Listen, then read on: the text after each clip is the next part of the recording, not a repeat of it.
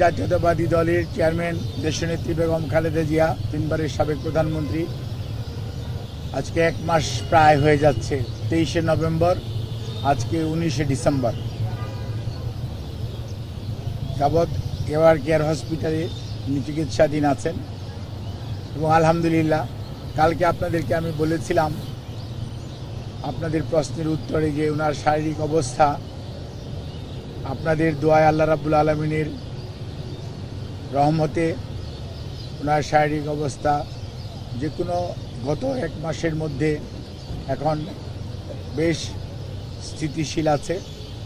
এবং উনি আজকেও ওনার একটা ছোট প্রসিডিউর করা হয়েছে ওটিতে নিয়ে, এবং সেটিও উনি অত্যন্ত সফলভাবে উনি সেটি গ্রহণ করতে পেরেছেন। অর্থাৎ প্রসিডিউরটা সুন্দরভাবে করা হয়েছে এবং উনি এখন ওনার সিসিইউতে যে ক্রিটিক্যাল কেয়ার ইউনিট, ওখানে উনি আইসিইউয়ের যে ব্যবস্থা, সেই ব্যবস্থা সম্বলিত কেবিনে উনি চিকিৎসাধীন আছেন। আমরা আমাদের ভারপ্রাপ্ত চেয়ারম্যান জনাব তারেক রহমান এবং আমাদের ভারপ্রাপ্ত চেয়ারম্যানের সহধর্মিণী ডাক্তার জুবাইদা রহমান এবং সৈয়দা শামিলা রহমান এবং শাইম ইস্কান্দার সহ পরিবারের সকলের পক্ষ থেকে এবং দলের পক্ষ থেকে আপনাদের মাধ্যমে দেশবাসীর কাছে আমরা দোয়া চাই।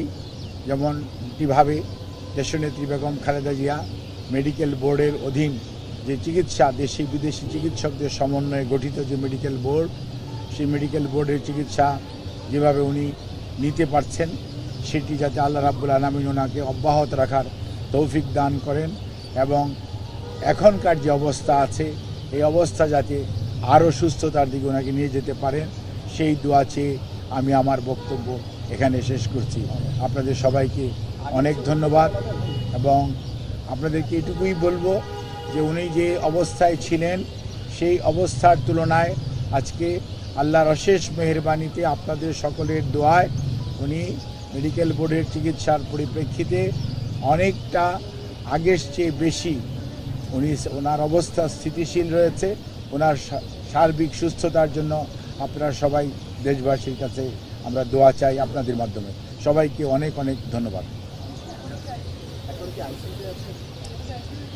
এই যে ম্যাডাম সিসিউর মধ্যেই, সিসিউ মানে এখানকার করোনারি কেয়ার ইউনিট না, এটা হচ্ছে ক্রিটিক্যাল কেয়ার ইউনিট। একটা কিউবিকেলস আছে এবং সেখানে উনি আইসিইউর সকল সুবিধা সম্বলিত চিকিৎসাধীন উনি আছেন এবং উনি আপনাদের বোঝার জন্য বলতে পারেন উনি আইসিইউতেই আছেন।